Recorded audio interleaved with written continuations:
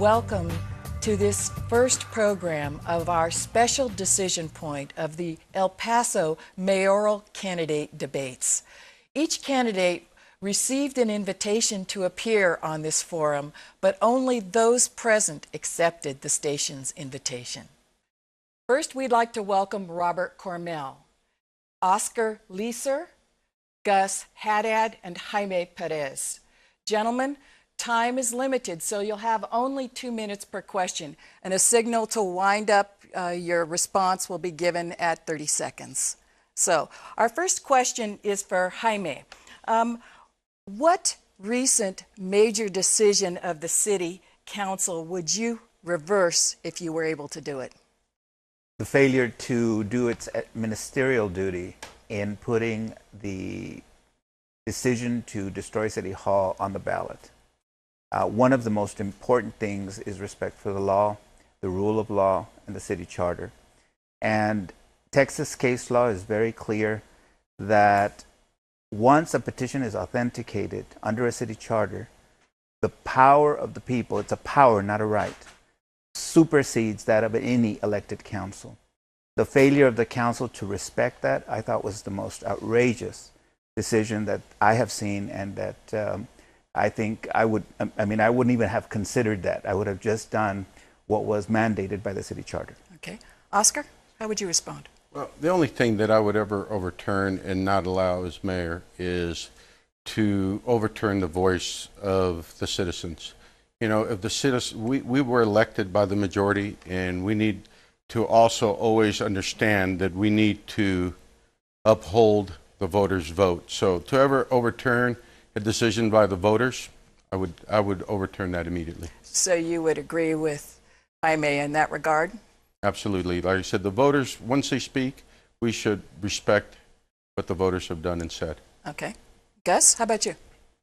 I agree, Holly. I think with all my fine competitors that this will be one of the major issues in this campaign is to who has the trust of the voters, who would respect the voters' decisions, and who, most importantly, would go to the community and talk about these issues. I think one of the major issues that we have in this campaign is not only just the destruction of City Hall, but what is the cost? What is the long-term cost to the taxpayer of what this move is going to be? We've already spent probably about $100 million on this transaction. Nobody's considering the $15 million that the property that we contributed as citizens of El Paso, that we contributed to this public-private partnership. And so the $15 million being? I'm sorry. It's the cost of the land that we invested and that we're contributing to that partnership. Thank you, Holly. Okay, all right. And how about you, Robert? I think for me, what was it, 2 years back when the vote was overturned, people, it was put to a vote on extending health benefits to unmarried partners. And I think that when you overturn a vote like that, it makes people, we always talk about how we want to include El Pasoans, we want to bring more voters out. But when you have a vote like that and it's overturned, it's very discouraging for the community. And then on top of that, to see how the ballpark was handled, then we're excluded and not even given an opportunity to vote on something. It's very disheartening, and it's concerning for community members. And that's one of the reasons that I feel like I need to be involved in this race. Great. Our second question is for Gus. Gus, could you give us an example of how your faith has informed a position that you've taken on an issue? I think, Holly, that's a very good question. I think all of us depend on our inner faith. All of us depend on the divine, on our God, whoever we worship, for direction in our personal lives, in our public lives, and in our business lives. And so I would tell you that my faith has been actually strengthened through my experience and my experience in the religious community here in El Paso, as well as the religious community nationally. But most importantly, when it comes to a decision that I make in my personal life or that I make in my business life, I am always very mindful of the effect it would have on others that I would be involved with. Okay. Robert? Question for me again. Yeah, sure. An example of how your faith has informed a position that you've taken on an issue. Faith pretty much informs all of my decisions, and my right down from getting married to my wife nearly 20 years ago, going into business, and how I treat people in the community. And I think that the things that we've done here in the community, starting Wayside Teen Center, starting a mentoring program here for youth and families, it's crucial in my decisions. And I always, I don't take those things lightly, but I consider every decision I make, and God plays a part in that, and prayer does too. Okay. Jaime, how about you? You know, I was particularly blessed because I grew up in a very Catholic family, but not Catholic in the sense of analytical about what does the Catholic Church stand for, this and that. Just very, very deeply loving people. So I carry that with me. It's not that I have to think about, well, what would the Catholic Church say? It's what would my grandparents say, and what would they do in this situation, and how would they approach it, and what would be best for myself, for those around me, for the community, or whatever.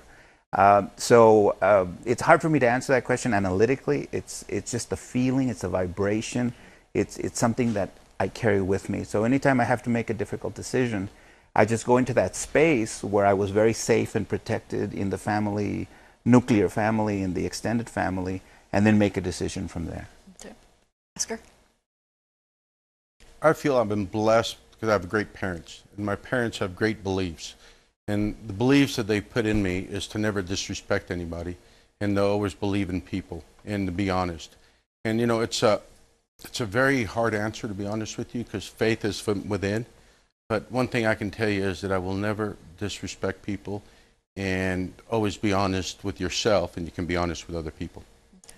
Okay. Our next question is for Robert, beginning with Robert anyway. The city is about to change its charter, and you spoke to this earlier, to institutionalize providing benefits for domestic partners, and all of you actually referenced this, that about the overturning of a majority vote for El Pasoans. And basically, a number of people voted against that particular decision, and were very upset when the council overturned it. Do you think that this is a good precedent to send for El Paso? No, Holly, I don't. I think that it communicates a disregard for the community. And I believe that when, as elected official, we're there to represent the people. I have very strong convictions, personal convictions, and convictions that are led by faith. But my responsibility as an elected official is to represent the people. And when they vote on something, it's crucial that we stand behind them and let them know that we're in support of that. And I, as a mayor, will always do that with every El Pasoan. When we vote on something, something's put to vote, it's voted on. Your vote matters, and it will as long as I'm mayor. Okay. Now, this is about institutionalizing the benefits for domestic partners. The charter changes is that I'm against all of them because I don't like what's going on. They're trying to make the elections partisan and so on. But to the point, I felt it was a mistake to overturn a vote of the people. And I want to be very clear. I'm for equality before the law for everyone, gay, straight, whatever. And I'm 100% supportive of anyone loving whoever they want and living with whoever they want. But this isn't about that. This is about the fiscal responsibility of a city toward its employees. And I oppose the domestic partner extensions because it expanded the budget, it created more debt, and because there was no mechanism to decide who was in a formal relationship or who wasn't. But my position personally on the issue itself, I respect anybody loving whoever they want to love. But that's not the business of government, and so I opposed it at the time publicly. Okay. Well, I think this third question you've asked us has been answered by my first two answers, to be honest with you. You know, disrespecting people, disrespecting the voters, and doing what you were elected to do. You know, at some point in life, it's not what you think personally. You didn't run, you didn't get elected, so you would ignore the people that voted you in. And this is all they're doing, basically, and this is what we're doing. We're not listening to the people that put us in office.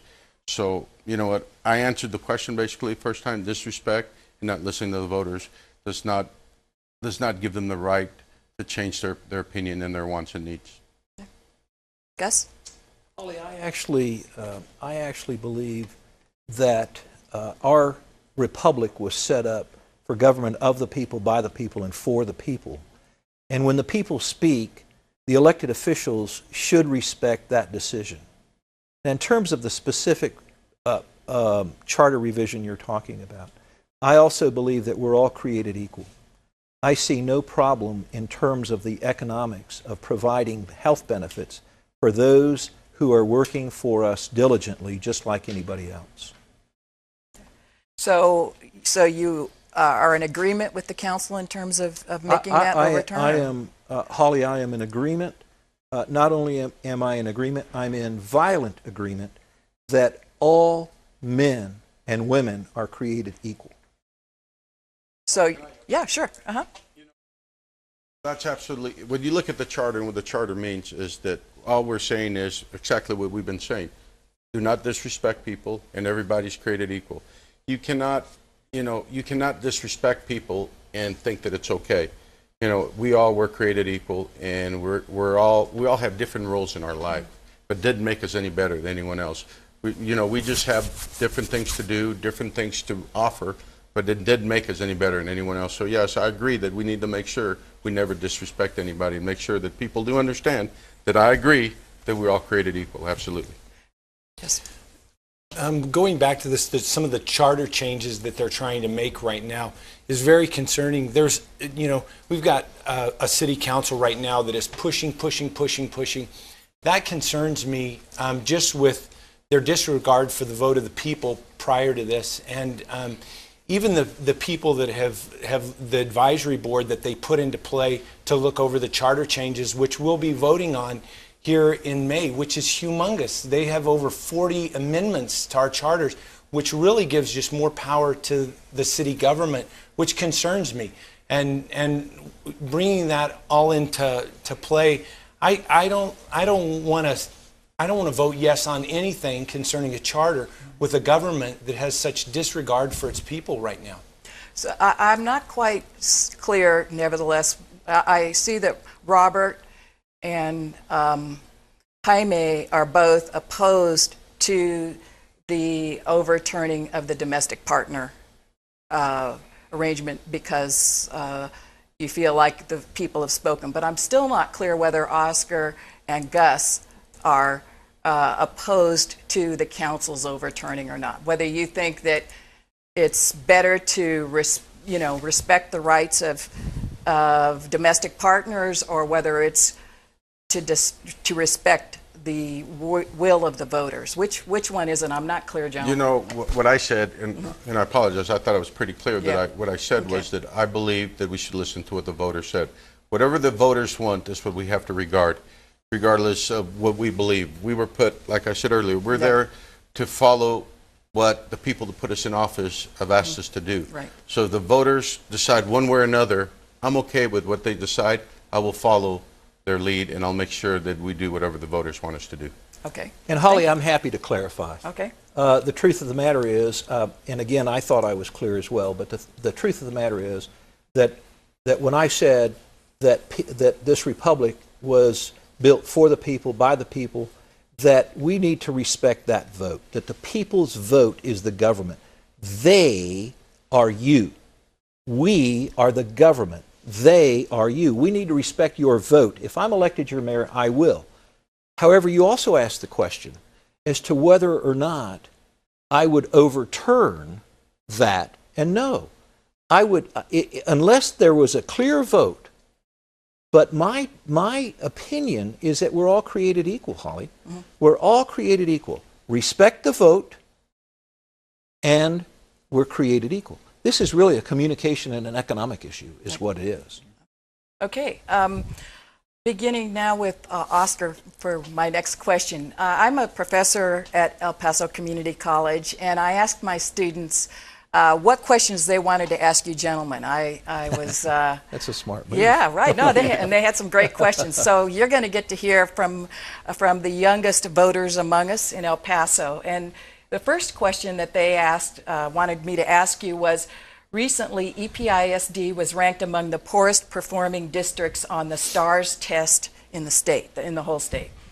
Combined with the rampant corruption, what would you do to address the pathetic reputation and performance of El Paso schools? Well, you know, that's a great question, and I thought about that question. I come from Mexico, and when I came here, I was 9 years old, and I didn't speak a word of English. And I couldn't go from 3rd grade to 4th grade. I failed 3rd grade because I didn't know how to read or write. And my parents, who were minimum wage employees, could not send me to get tutoring or anything else because they couldn't afford to pay for it. So I was going to have to stay back. I wasn't prepared. And I had a teacher that said, you know what, and I don't speak with an accent, because this lady really worked with me every day from 8 to 12 in the summer in her home to teach me. So what do we have to do? When we get people that are not prepared, you know, to test them and not prepare them for a test is ridiculous. So we need to identify our problem in our schools. People that are, it doesn't mean that they're smarter or dumber or anything else. They need to be prepared to be able to be tested.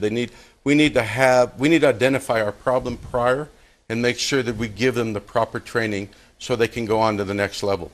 And you know what, I got that training and I was able to go to the next level and I was able to succeed. And us ignoring that and not being able to identify it has created the problem that we have today. And we're kind of, I think we don't do a good job preparing people to the next level. And so as mayor, what can you do to make sure that that happens? Well, you know, as a mayor, you just have to lead, and you have to be able to go out and talk to people and go talk to the school board, school district, and, you know, give them your life experience and give them your insight, what you feel. You know, there's nothing better than a personal, real life experience to understand what needs to be done. Okay. Thanks. Gus? Holly, education, of course, is one of our #1 issues that not only faces El Paso, but faces the United States of America. As a mayor, we need to lead by example. We need to set the tone for transparency. We need to set the tone for leadership and responsibility.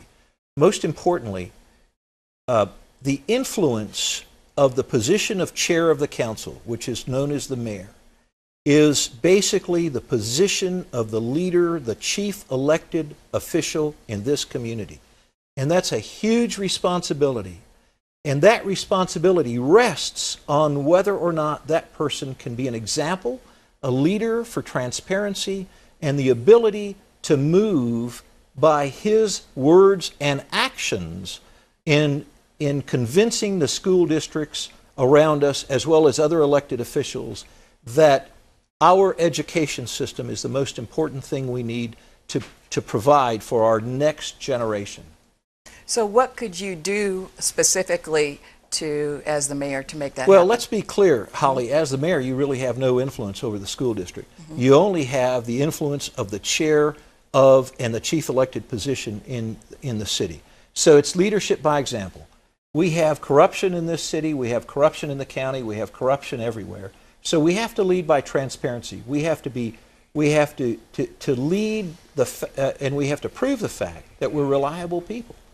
And so that influence will then provide new leadership and new transparency in all other elected areas. So how, by transparency, what do you mean specifically? Transparency is openness. It's the ability to provide a succinct answer and not hide anything behind the motives or have any motives in the objectives of what you're trying to do. Transparency is being open, willing to listen to other people, consider, and if you are convinced that you're right, explain your decision. If you're not, the ability to change your decision. That's transparency. Robert, how about you and the whole issue of poor performance on tests as well as the corruption issue at EPISD? I think the corruption points to a lack of integrity. And I think that that's something that we're missing in our society. And this really comes from a lack of a moral compass, I believe. And I look at our society right now, with the kids. People want to say, well, the teachers aren't doing their jobs, the school systems aren't doing their job. But the truth is, families are not doing their job. You cannot have a society where, for now, the first time in history, we have more kids in our country being raised without a father in the home. That is humongous. We cannot expect to sustain a country, build a stronger city without stronger families. This comes down to social issue. And you know how you do it? You shine a light on it. My wife and I, 17 years ago, started a teen center on the east side of town called Wayside Teen Center. We've invested in the community. We've invested in kids' lives. And we've invested in families' lives. We know firsthand the impact that this can have on a community. That's how you do it. You don't throw money at it. You don't say, let's scratch every. Kids need to be taught respect, honesty, integrity at home. And we need to come along as a society. We have 1 in 4 people that live at poverty or below poverty here in our city. That's humongous. I mean, that destroys our median income. We can strengthen that by mentoring, educating, and providing meaningful employment to these families. We need to do this, and we can do this all as a community. I also taught at the community college for many years, and then went into business, and now I tutor. And when I was at the community college, one of the shocking things to me was how unprepared my students were to do the level of work, college level work. And this came from all high schools. And now that I tutor, I get the back end of those that never finished high school, and I see the shocking lack of preparation. The biggest problem is that we are not preparing our teachers effectively. I think that's a problem with UTEP, and I think UTEP has to face it and own up to it. The second thing is that we are so test-oriented, and we want to fit all students into the same mold. That doesn't work. We all learn differently. We all have different approaches, different styles of learning. And then finally, I think the point that was just made, parents. Parents need to be involved directly with that education, even if in an emotionally or psychically supportive role. Not necessarily, they may not have the tool set, they may not have the skill set to adequately help their students or their children. But even just to be supportive, to work with them, to sit with them during homework, to go to the school and meet with the teacher, to have a dialogue over what might help or what might be best for that student. And one of the surprising things for me is when I tutor these people, and I get everything from 60 years of age to 7 and 8, are the different challenges that each person has. And it tells me the schools are failing. And then the final point for the last 5 seconds is that we need to take a look too at what kind of alternatives to public education there might be, because the public schools are definitely failing. And as mayor, I would work directly and provide that insight to those that are in charge of the school districts. Unfortunately, our time is up, but please tune in next week to the second half of this important look at our mayoral candidates. Did any particular candidate stand out to you? We'd love to know by contacting us on the web, Facebook, or Twitter. Thank you so much for watching.